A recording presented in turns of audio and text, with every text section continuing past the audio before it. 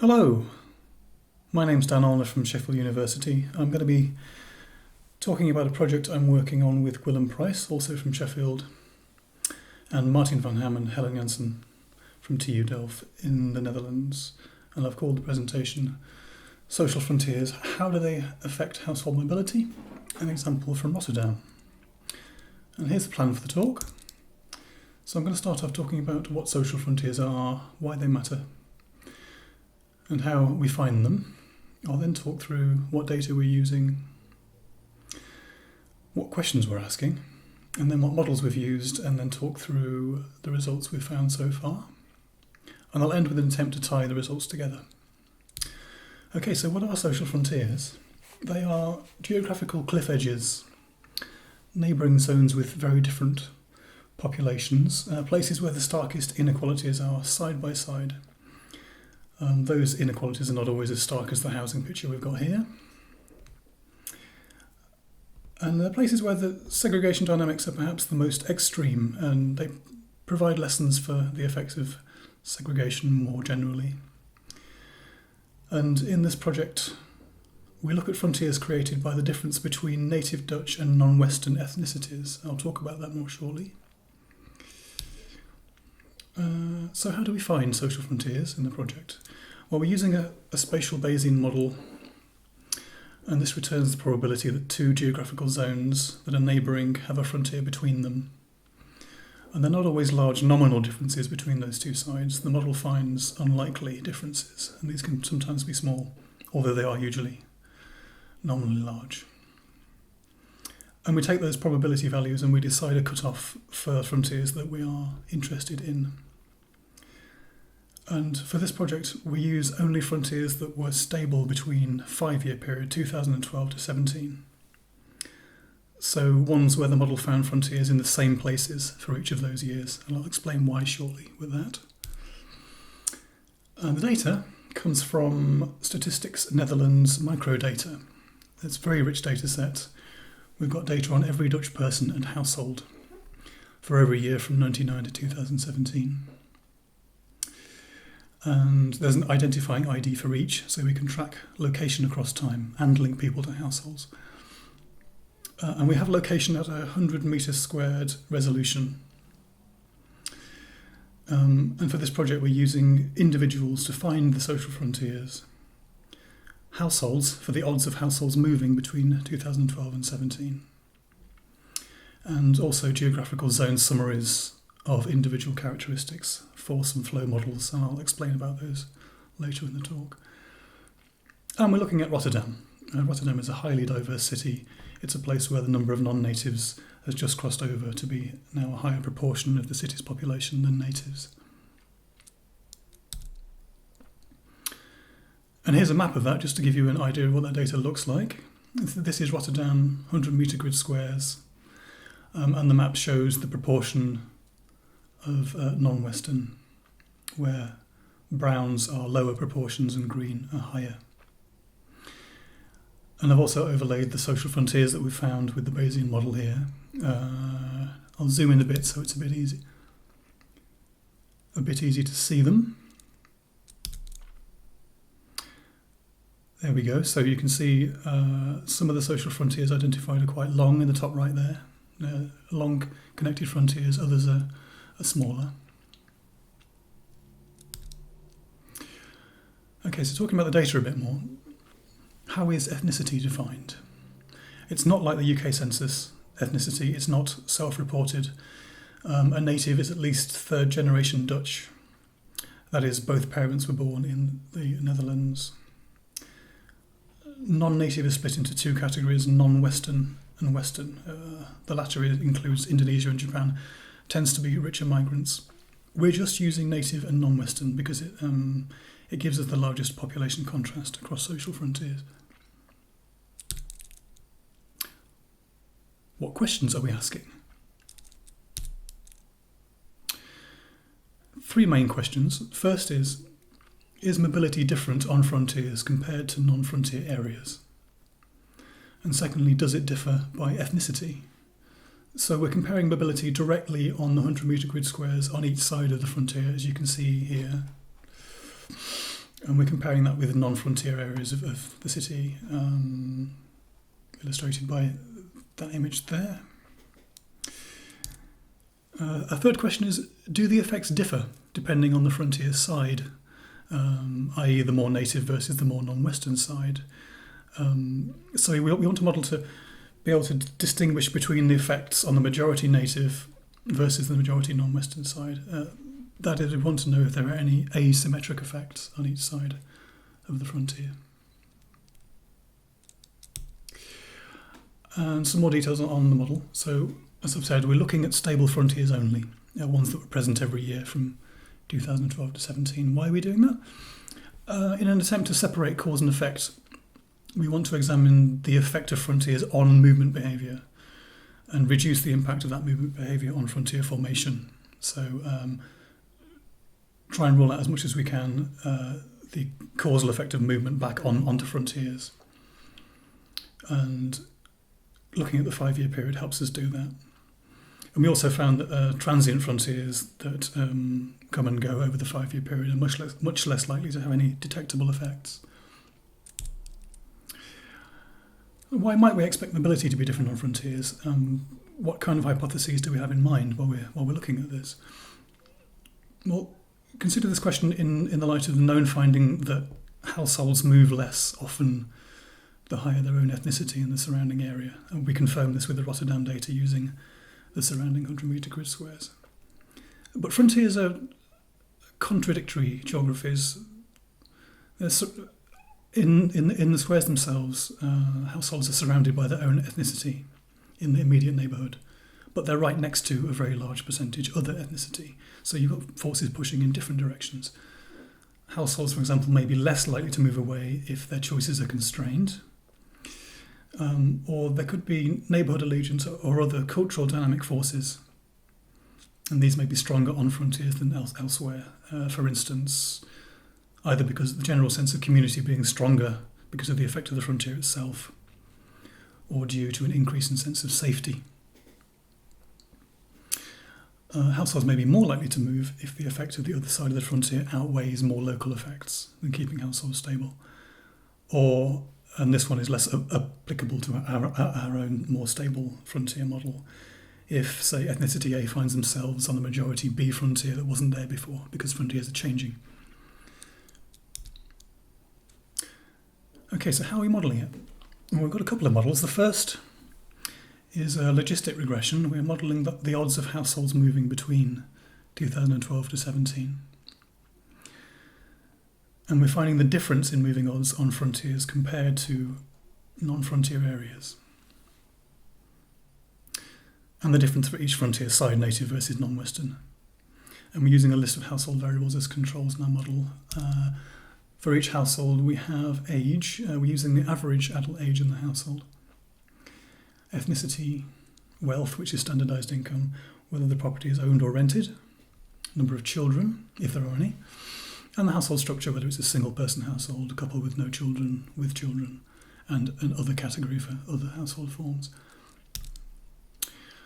And the analysis shows that age is, of course, a vital determinant in moving behaviour, and this is more true for ethnic differences due to the difference in age profile of natives versus non-Westerners.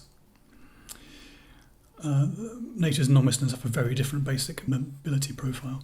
So on the right here you can see non-Westerners in blue have a much younger population overall, as you would expect from a migrant population. And running the basic logistic regression on this with no controls, just to see the odds of moving, we can see different moving behaviour of households in different 5-year age bands. Here, the zero line is a 50-50 moving probability within the 5-year time period. It's a similar pattern for each ethnicity, but natives are more mobile in the younger age brackets. So natives here in red, you can see the odds ratio is higher. This reverses at age 37 to 42. You see the red becomes on the other side here of non-Westerners. So there are disjunctures in the age structure for mobility. And it suggested to us that we should break the analysis down by age groups to be able to get a clearer picture, which is what we did. And so we've broken it into 3 age groups. and run the odds of household moving and logistic regression on each. So let's move on to the results. Okay, so this is a graphical summary of the results. We've got three separate plots, one for each individual age group. We've got 19 to 27, 28 to 37, 38 to 65-year-olds. Y-axis has the ethnicity of the household. And the x-axis is giving us how the odds of that household moving change on frontiers compared to non-frontier areas of Rotterdam, controlling for all of our included variables. And the vertical line here would be that there would be no difference between frontiers and non-frontiers. The colour shows us the model result for different frontier sides. So the blue colour is for more non-Western frontiers and red for more native frontiers. And results that don't cross zero are significant. Okay, so the main result, no age group contradicts any other. There's a fairly consistent pattern where the results are significant, but it's with the 28 to 37-year-old group that we get the clearest result. Firstly, there's a clear frontier effect and a clear difference in effect depending on the side of the frontier you're on. So the non-Western side, indicated by blue, the odds are lower, so the odds are decreased. The odds of moving for the household are decreased on the non-Western side for both ethnicities. And the opposite's true for the native side of the frontier. The odds of moving increase on that side, again, for both ethnicities. So it appears from this result that the household moving odds on frontiers are determined more by what frontier side the household is on and not by their ethnicity.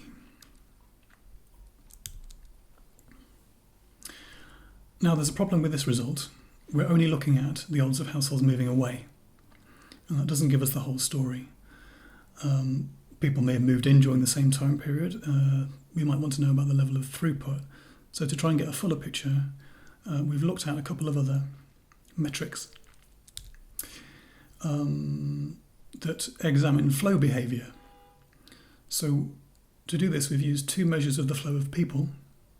The first of these is migration efficiency. And this measures the polarity of flows coming into and out of a zone. And it has values between -1 and 1. If it's 1, all flows were in, no one left.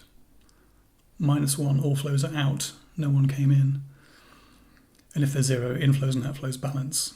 But that gives no indication of the scale of those flows, so we also use turnover as we measure with throughput. That does give us a scale, but doesn't give us the polarity, so these two are quite complementary. Turnover just gives us the sum of in and outflows divided by the total population. And we use ordinary least squares regression here with the controls being mean-centered, so we can get a point estimate.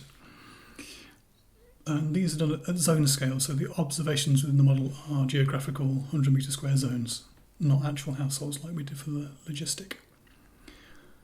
The same as the logistic regression, though, we're comparing frontiers to non-frontier areas of the city.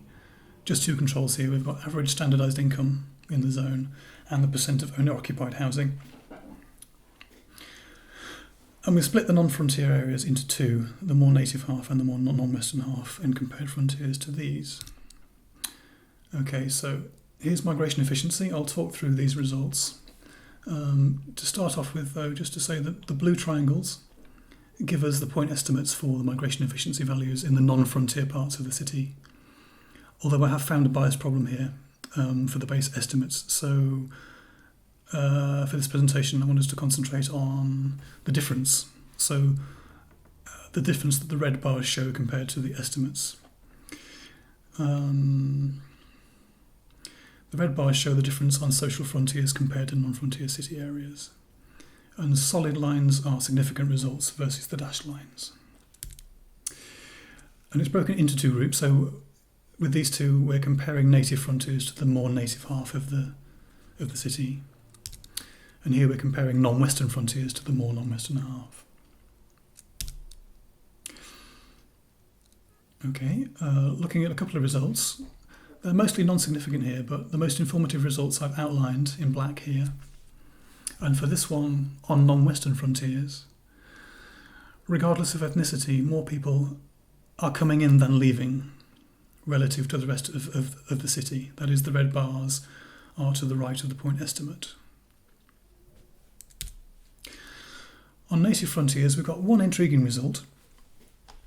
More non-Westerners are leaving than coming in relative to the native areas of the city. So comparing this to the logistic model, this implies that on the native side, non-Western households are perhaps not being replaced, and native households' throughput may be balancing, suggesting native households are having a stabilising influence on the native side of the frontier. Okay, moving on to turnover. This is the same basic structure as the migration efficiency model. And the general story is fairly clear here, where we've got red bars being to the left of the point estimates, although with some differences. Turnover is generally lower on frontiers relative to non-frontier city zones. So frontiers are relatively more stable, there's less throughput of people. With a couple of exceptions. So on the left here, in the native areas, compared to native frontiers, we've got the two younger native groups. On the native frontier side, they have a relatively higher turnover. So throughput there for those groups is higher. And note again that natives on the non-Western side, that's opposite. So again, it looks as though the frontier effect is perhaps stronger than any ethnicity effect.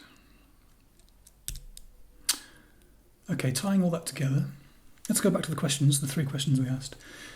Is mobility different on social frontiers compared to non-frontiers?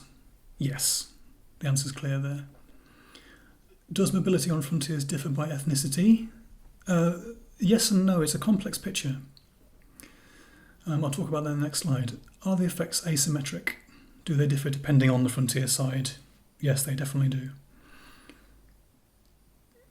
And so, while the frontier itself appears to be more important than the ethnicity of a household, it isn't quite as simple as saying that the ethnicity of the frontier side matters more than the ethnicity of the mover. There's some more complex dynamics going on. So from the results, there's evidence that non-Western households and people are generally a stabilising influence on frontiers of both sides. But there are perhaps several unique dynamics on the native side. There's higher turnover there for natives, but it seems to balance out.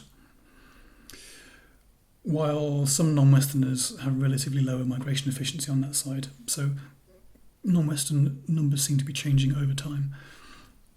So on the native side, it seems the native side is more stable for natives as a group, but higher turnover suggests that they're not somewhere they want to stay. That is, it's a stable mix, but it's not the same people over time. Whereas for both ethnicities, the non-Western frontier side, it seems that people do stay. So there is a definite asymmetric effect on each side. Okay, these are all still quite fresh results, and I'm thinking through the implications. Any thoughts would be very gratefully received. Just under 20 minutes for you. Thank you very much for listening. I look forward to discussing with you all. Here's a contact email if you want to contact me directly. Thanks very much.